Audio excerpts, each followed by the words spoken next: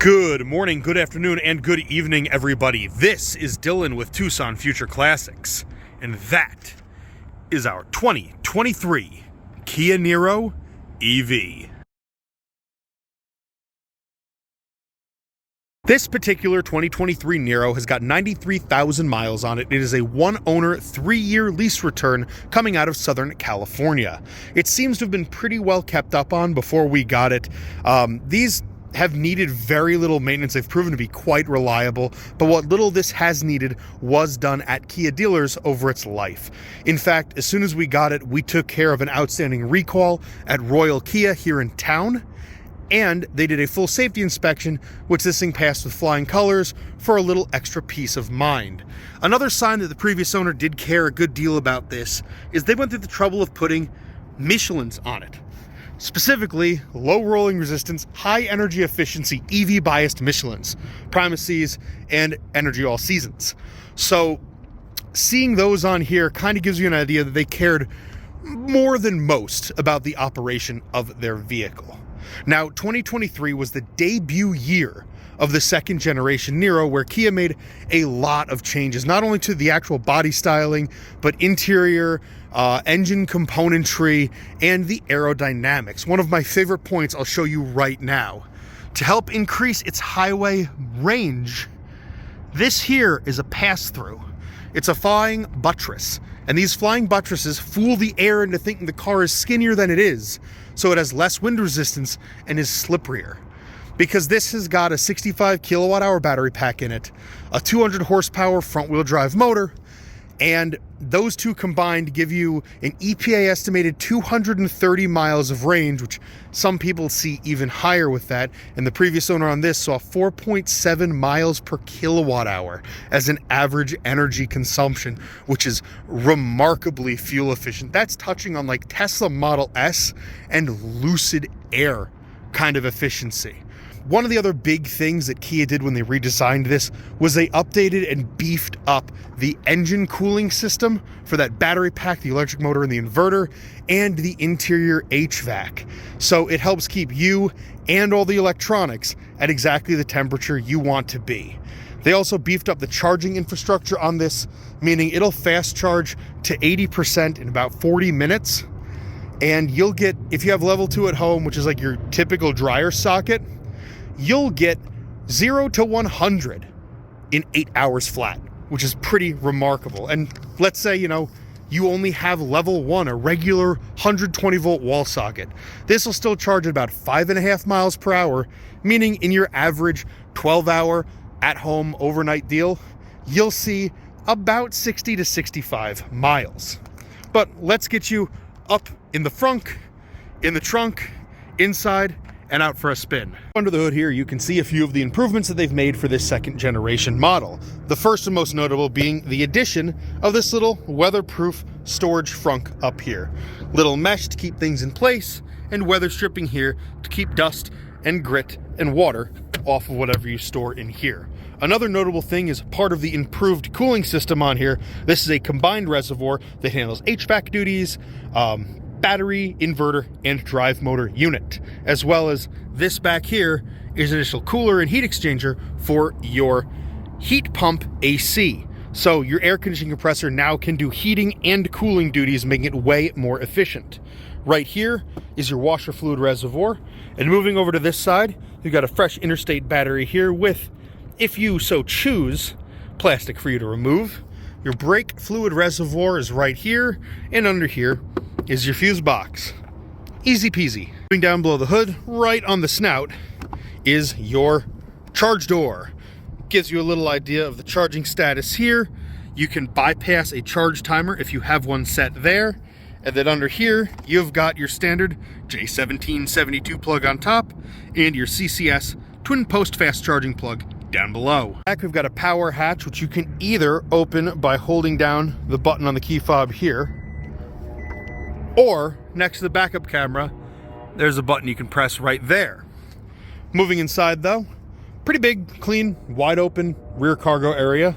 Up underneath the floor here, I'll show you this first since my shadow is gonna be all over everything. You've got a big underfloor storage area. I've got, you know, a couple of detailing rags, a brand new 110 or 120 volt level 1 charger here for at home, and then your Kia tire kit. So you've got your tow hook here, fix-a-flat goo there, and the Kia wheel locks for the special lug nuts that are on this vehicle. Moving on up here, you've got top tether lock-ins here for bigger child seats, and these rear seats do both fold completely down to make a level load floor if you so desire. And if you do that, this thing, thanks to the roof lifting up after the hatch, can swallow quite a bit of cargo. Coming into the back seat of the Niro here, plop myself down. For this being a mid-sized hatchback, it has got a bunch of room back here, mostly thanks to the flatter floor from the EV architecture. But you've got your obligatory armrest with dual cup holders here. Both rear seats have child seat anchors on the bottom of them, denoted by those dots. You've got door storage pockets, power windows, and seat back pockets for both.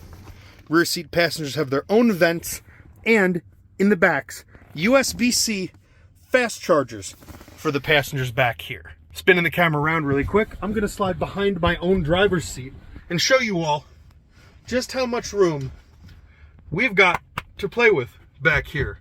I'm 6'1", 270 pounds, and I easily and comfortably fit back here. It's a good place to be. Up front in the driver's seat of the Niro. Get the whole thing fired up. Oop. Flip that. Turn that radio all the way down. And let's start running through everything you're going to interact with on a daily basis in here. So on the driver's door, you've got your power windows, power door locks, and power mirrors here. You've got a door pocket cubby with a water bottle cut out here, and then the usual things down below, like your hood release there, fuse panel here. This is the dimmer for your gauge cluster and center display. This will hold the rear hatch at a set height with that power lift gate, and that is your traction control off if you want to delete your front tires in sport mode. Moving on to the wheel, bulk of your controls are right here. These are all of your cruise control controls, so adaptive cruise on, following distance, lane keep, and speed up and down and set. And this one controls your center menu. So you can go through all of these little displays with lots of, you know, good nerdy information, anything you could want to know about the operation of your vehicle at any given time, you can access from right up here. Cool thing to note on the screen, your dashboard changes depending on the drive mode you're in if you have that setting enabled. So Eco is one, Normal is another, Sport changes again, and if you hold the drive mode button here down, it goes into a snow mode, which feeds the power in a little bit more gently so you don't break traction on the slippery stuff. Another cool note is if we go over here to setup, there's a really fun feature. Under Vehicle, you go to Cluster, and then Cluster Theme. If you don't want it to change every time you do that, you can have it sync to the time and weather, so it'll show a landscape of your Niro driving down the road where the weather and the sky condition, day or night, will change in real time based on where it is, where you are, which is kind of fun. Behind the wheel here are these paddles. These two control your regenerative braking, so you can control how strong you want it to be. You can set it to I pedal, which is one pedal driving, or if you hold the right paddle down, you can kick it onto auto, which will automatically change how aggressive it is based on the terrain and the speed you are going if you do not want I pedal on and want a bit of a smoother driving experience. Hold that right pedal again to kick auto off, and then left pedal to max. Boom, I pedal is back on. Moving on to the infotainment main display here. I like the fact that it has a calm screen where it just shows basically nothing here. A little darkened map showing your actual position and the roads, and then just, simple music, time, and date. To get into everything else, you slide over once. You can slide over twice to see even more, but the most important stuff on here is this one, phone projection. That is how you access Android Auto and Apple CarPlay. It is wired on this, but the USB input for it is right down there, so it's still easy to run. EV takes you through all of shows your efficiency setting in real time, pulls up a map here which will show nearby chargers, shows your projected range. So 55% battery with the AC cranking. I've got 121 miles of range left at half battery, 126 if I have no AC on at all. Moving back, map, obviously, pulls up the map. You can make your radio go away if you want to. And if you zoom out far enough on this map, it'll show you your actual range of distance if I enable it here in the menu. So this ring at half battery is your driving range, showing how far you can make it. And that will change dynamically as you drive and as you consume electricity, adapting to your driving style. Other things, phone, quiet mode is cool. If you got kiddos in the back, this will only play music from the front speakers and it'll keep it below a preset volume. And if, you want to go to your media, you can play AM, FM, Sirius XM. Your Android Auto and Apple CarPlay are accessible from here too, but Bluetooth music in, USB line in, or Kia has preloaded sounds of nature for a nice calming experience as you sit here in your Kia Niro. Just a nice way, like if you're waiting to charge or you want to take a nap, enjoy the sounds of nature and a quiet, calming experience in your car.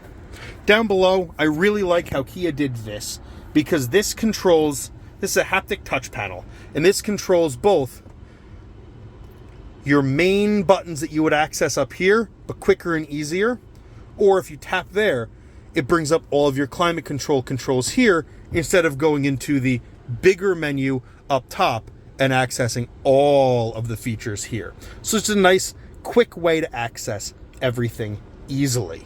So these two can set individually driver and passenger temperatures, or you can sync them together. If you want to save a little bit extra power, set it to auto, pick the temperature and just let it do its thing. It will find the most efficient way to cool or heat the vehicle. And if you're the only one in here, you can hit driver only and bias all the airflow to you, further saving electrons and giving you more driving range. Down below, you have got a standard, cigarette lighter style charge port there, USB line in, USB-C quick charge, and this QI is because that panel down there is a wireless charger. If I had an extra phone that was wireless charge capable, I'd show you, but that will turn orange when it reads the phone and green when the phone is at full battery. Moving further down, this is your power button here. Heated seats, driver and passenger controls are here. Auto hold will help keep you from creeping. It turns off creep. So, you come to a stoplight, you can take your foot off the brake, it'll stay put. Super simple drive controller here. Reverse, neutral, drive, park. Parking sensors here, backup camera here, electric parking brake right there. Moving down into the middle, I really like the way Kia did this because it'll swallow up a lot of stuff. I've got a big Yeti water bottle in here right now. But I take that out and you push, and boom, your cup holders are back. And they retract out of the way if you don't want them there. If you have something really big, this panel even comes out to remove the separation of that compartment, and now you can fit something properly large in there if you ever wanted to. Moving on to the glove box, standard fare glove box, decently deep, decently sizable, and all of the factory books are still in this one. Other than that, manually dimming rearview mirror, map lights do exactly what you'd expect them to do, and your sunshades not only have a little mirror so you can look at my gut in it, but they pull out, they tilt, they swing, they do all the things. Enough of this though, let's go for a drive. Pulling under the covered portion of the parking garage here, I've got every window open so you can hear any noises this thing makes. Now, this being an EV, obviously we know it's going to be about as quiet as they come. The only noise it makes is the sound it is legally mandated to make at low speeds to alert pedestrians of your presence, but take a listen as we go down through here.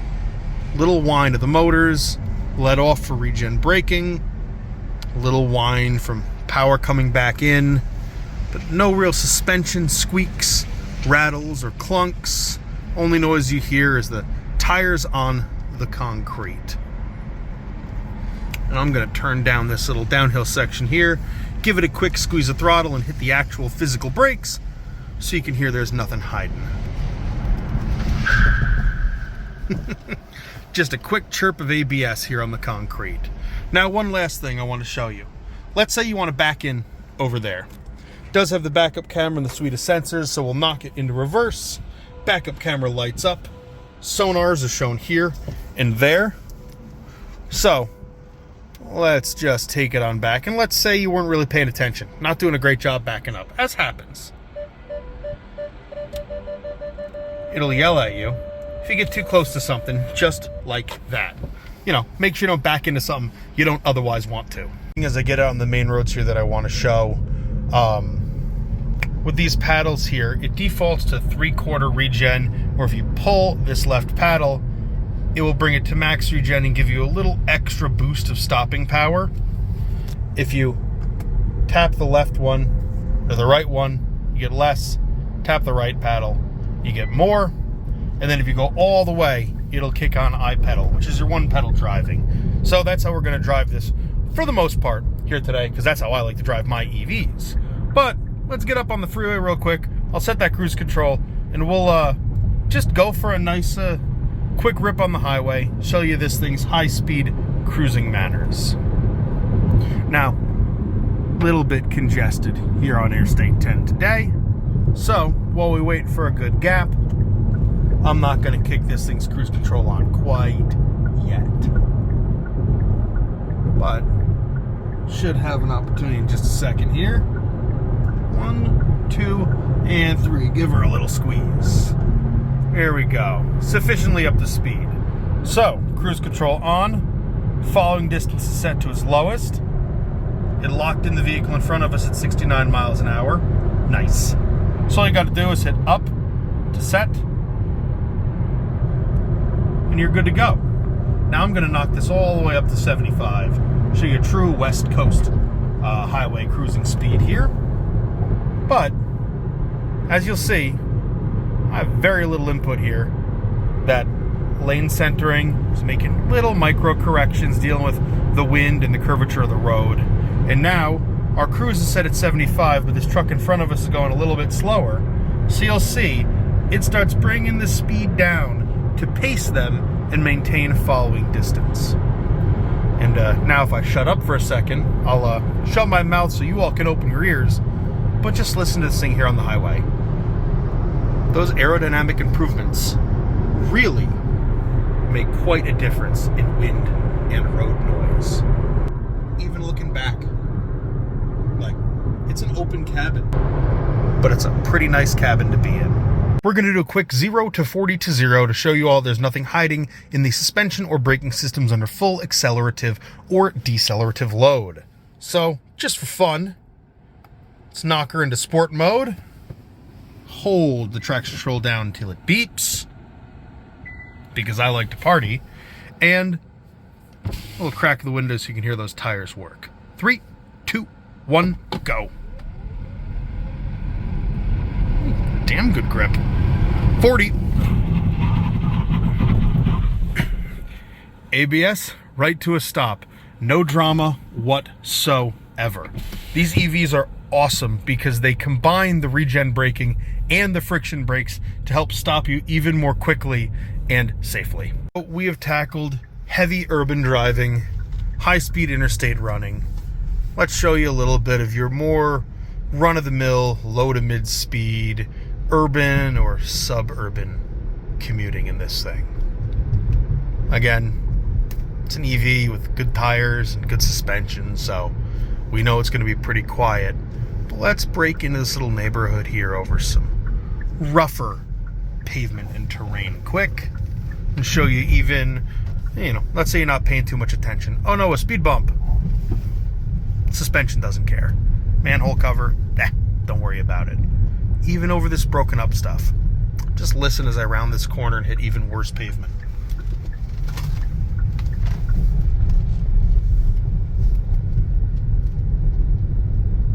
Nothing banging or rattling around.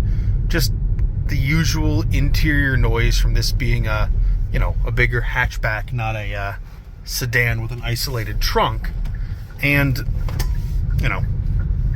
good suspension geometry. Everything's pretty well dialed in. I mean, this is a 3-year-old car at the end of the day.